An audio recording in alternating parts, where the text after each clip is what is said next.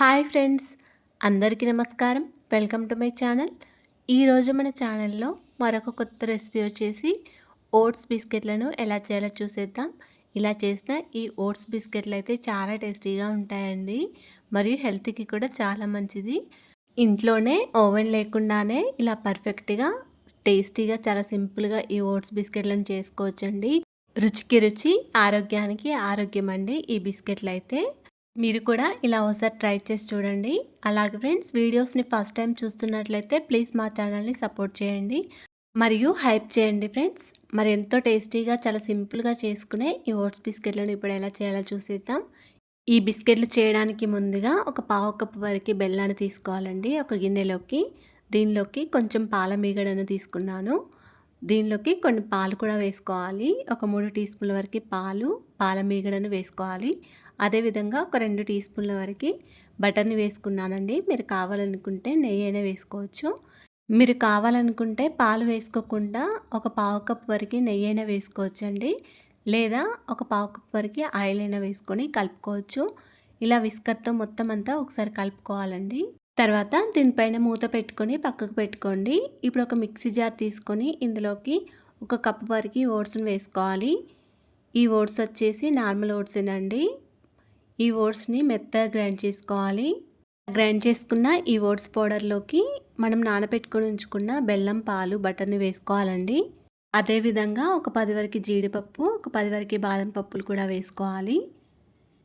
ఇలా అన్నిటిని వేసిన తర్వాత ఒకసారి మూత పెట్టుకొని గ్రైండ్ చేసుకోండి. ఇలా కొద్దిగా బరకగా ఉండేటట్టు గ్రైండ్ చేసుకోవాలి. ఇప్పుడు దీనిలోకి ఒక హాఫ్ కప్ వరకు గోధుమ పిండిని వేసుకోవాలి. ఇలా గోధుమ పిండి వేసిన తర్వాత మళ్ళీ ఒకసారి గ్రైండ్ చేసుకోండి. మనకి పిండి కన్సిస్టెన్సీ అనేది ఇలా కొంచెం గట్టిగా అయిపోతుందండి. ఇప్పుడు ఈ పిండిని అంతా కూడా ఒక గిన్నెలోకి వేసుకోవాలి.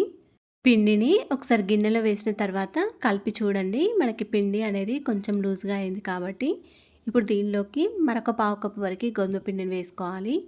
అదేవిధంగా ఒక హాఫ్ టీ స్పూన్ వరకు బేకింగ్ సోడా, ఒక పావు టీ స్పూన్ వరకు వంట సోడా వేసుకోవాలి. ఇలా అన్నీ వేసిన తర్వాత మొత్తం అంతా ఒకసారి కలుపుకోవాలి.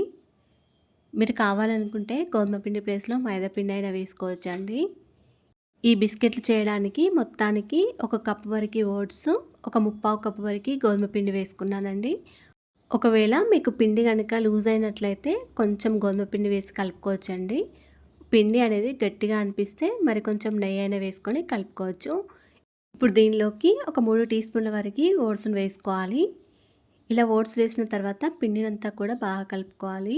బాగా అంటే గట్టిగా కలపద్దండి. ఇట్లా పైన పైన కలుపుకోవాలి పిండిని. పిండి కన్సిస్టెన్సీ అనేది మనకి ఈ విధంగా ఉండాలండి. పిండి గట్టిగా అనిపిస్తే మరి కొంచెం నెయ్యి అయినా వేసుకొని కలుపుకోవచ్చు. ఇలా కలుపుకున్న పిండిలో నుంచి ఇప్పుడు మనకి బిస్కెట్లు అన్నీ కూడా సమానంగా రావడానికి ఇలా ఒక స్పూన్తో పిండిని తీసుకొని పక్కకు పెట్టుకోండి. ఇలా సమానంగా స్పూన్తో సమానంగా చేసుకుంటూ పిండిని కొంచెం కొంచెం పిండిని పక్కకు పెట్టుకోండి. ఇలాగే పిండిని అంతా కూడా తీసుకొని పక్కకు పెట్టుకోవాలి. ఇలా తీసుకున్న ఈ పిండి ముద్దలన్నిటినీ కూడా ఒక్కొక్కటిని తీసుకొని ఇలా అరచేతిలో రౌండ్గా చేసుకోవాలి. ముందైతే ఇలా రౌండ్గా చేసుకొని ఇలా ప్రెస్ చేయండి. కొద్దిగా ప్రెస్ చేసి చివర్లకి ఏమైనా మనకి క్రాక్స్ ఏమైనా వస్తే ఇలా సమానంగా అనుకోండి. ఇలా రౌండ్గా క్రాక్స్ ఏమీ లేకుండా ప్రెస్ చేసుకోండి. ఇలా చేసిన ఈ బిస్కెట్ని ఇప్పుడు పక్కకు పెట్టుకోండి.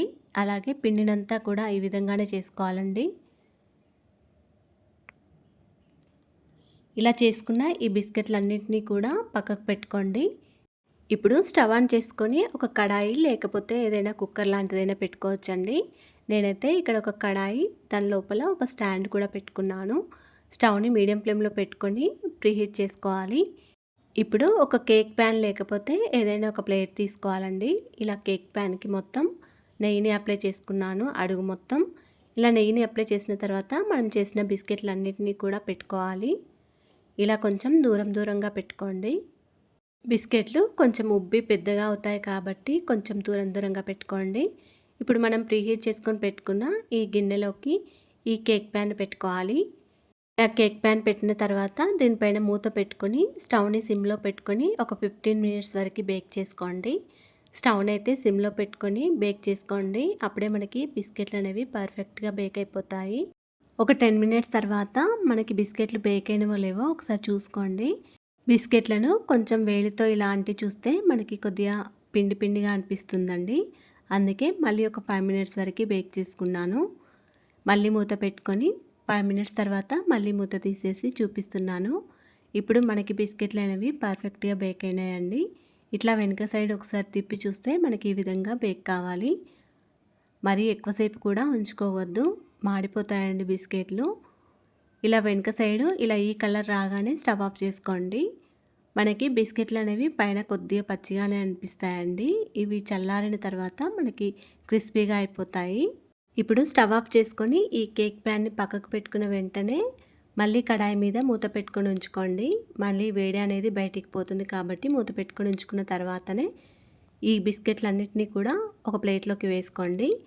అదేవిధంగా మిగిలి ఉన్న బిస్కెట్లను కూడా కేక్ ప్యాన్లోకి పెట్టుకొని మళ్ళీ ఒక 15 మినిట్స్ వరకు స్టవ్ని సిమ్లో పెట్టుకొని బేక్ చేసుకోండి. అంతేనండి, హెల్త్కి ఎంతో మంచిదైన ఓట్స్తో బిస్కెట్లను ఎలా చేయాలో చూసారు కదా. ఇలా మీరు ఒకసారి ట్రై చేసి చూడండి. చాలా సింపుల్గా చేసుకోవచ్చు, మరియు చాలా టేస్టీగా కూడా ఉంటాయండి. అలాగే ఫ్రెండ్స్, మా ఛానల్ని ఇంతవరకు సబ్స్క్రైబ్ చేసుకోకపోతే సబ్స్క్రైబ్ చేసుకోండి. వీడియో కనుక నచ్చినట్లయితే ఒక లైక్ చేయండి అండ్ షేర్ చేయండి. ప్లీజ్ మా ఛానల్ని సపోర్ట్ చేయండి. Thanks for watching.